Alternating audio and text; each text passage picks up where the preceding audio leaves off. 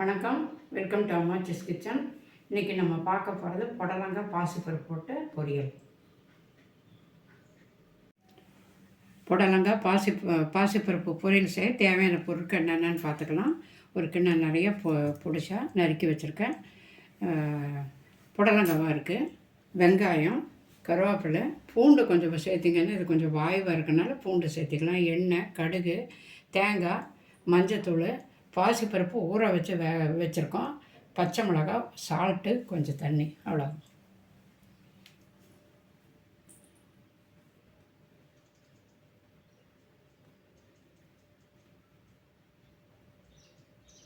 பற்ற வச்சு கடாயை வச்சிடலாங்க.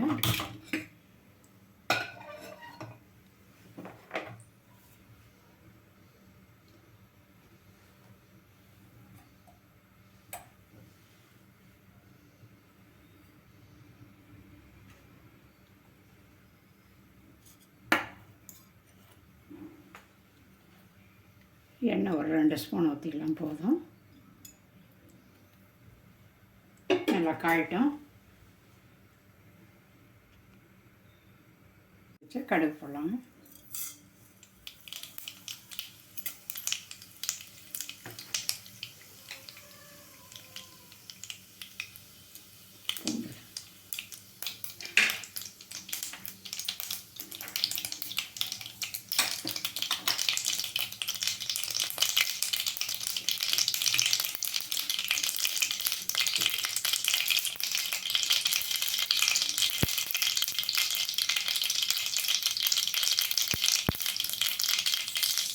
கடுகு வச்சுருக்குங்க, கொஞ்சம் பூண்டை போடலாம். இல்லை, பச்சை மிளகாய் போட்டுக்கலாம். அவங்கவுங்க காரத்துக்கு தகுந்த மாதிரி போட்டுக்கலாம். நான் 3 பச்சை மிளகாய் தான் போட்டிருக்கேன். அடுத்து வெங்காயம் போட்டுக்கலாம். வெங்காயம், சின்ன வெங்காயம் 3 வெங்காயம் நறுக்கி வச்சுருக்கேன். பெரிய வெங்காயத்தில் சின்ன சைஸ்.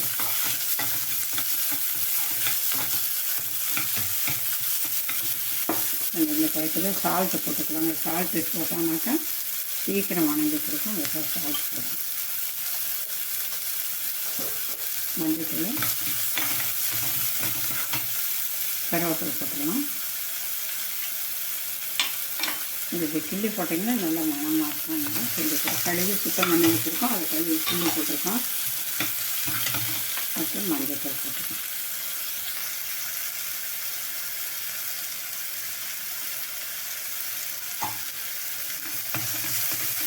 தூள் போட்டிருக்கோம். கடுகு, உளுத்தம் பருப்பு போட்டு தாளித்து விட்டு பச்சை மிளகாய் போட்டிருக்கோம், பூண்டு போட்டிருக்கோம், வெங்காயம், கருவேப்பிலாம் போட்டு நல்லா வணங்கிட்டுருக்கு.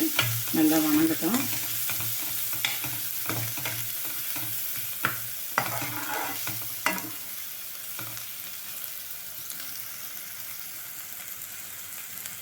வெங்காயம் நல்லா வணங்கிடுச்சு.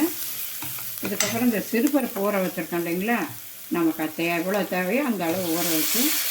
அதில் கொஞ்சம் தண்ணி ஊற்றிட்டோம்னா சீக்கிரம் வந்துடும்.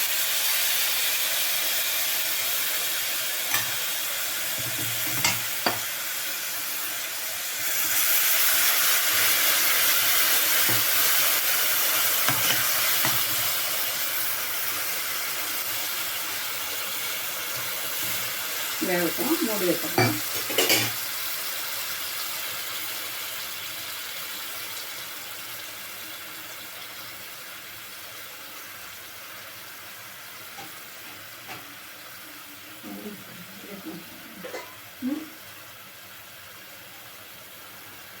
மூடி போட்டு மூடி விட்டுருலாம். ஒரு 5 நிமிஷம் போயிட்டுங்க. இந்த பாசிப்பருப்பு போட்டு ஒரு 5 நிமிஷம் ஆச்சுங்க. முக்கால் பதம் வெந்தால் கூட போதும். ஏன்னா பின்னாடியே காயும் போட்டு வேகணும். அதனால் போட்டுருங்க. காய் போட்டுருங்க. இதெல்லாம் கழுவி சுத்தம் பண்ணி எல்லாம் பொடியாக நறுக்கி வச்சுருக்கோம். இப்போ இதுக்கும் வேகணும் இல்லைங்களா, அதனால் கொஞ்சம் தண்ணி விட்டுருங்க. இது ஒரு 5 நிமிஷம் ஆகட்டும், சீக்கிரம் வந்துடும். இப்போ காய் வந்துருச்சான்னு பார்க்குறாங்க.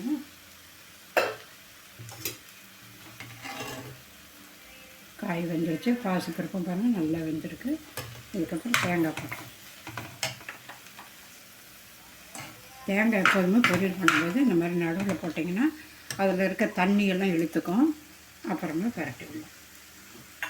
இப்போ பாருங்கள், எல்லாம் பாசிப்பருப்பு, புடலங்காய் எல்லாம் நல்லா வெந்துருச்சு. தேங்காய் இந்த மாதிரி நடுவில் போட்டிங்கனாக்கா கொஞ்சம் தண்ணி இருக்கிறது இழுத்துரும். அதுக்கப்புறம் ஒரு 2 நிமிஷம் கழித்து பரட்டி விடுங்க. ஹைலியே வைங்க, ஒன்றாகாது. பக்கத்துலேயே நிற்கலாம். நல்லா பரட்டி விடுங்க.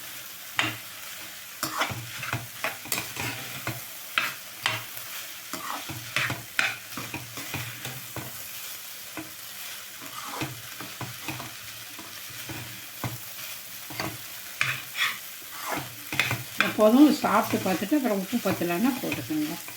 அவ்வளோதான், புடலங்காய் பொரியல் ரெடி. பாத்திரத்துக்கு மாற்றிடலாம். புடலங்காய் பொரியல் ரெடி ஆகிடுச்சுங்க. அடுப்பு ஆஃப் பண்ணிட்டோம். வேறு பாத்திரத்துக்கு மாற்றி வச்சுக்கலாம்.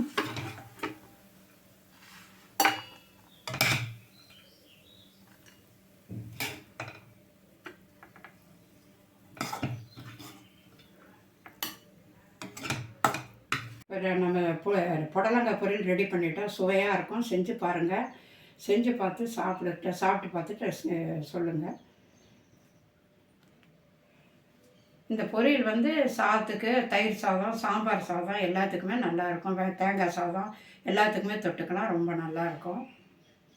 சாப்பிட்டு பார்த்துட்டு சப்ஸ்கிரைப் பண்ணுங்கள். நன்றி, வணக்கம்.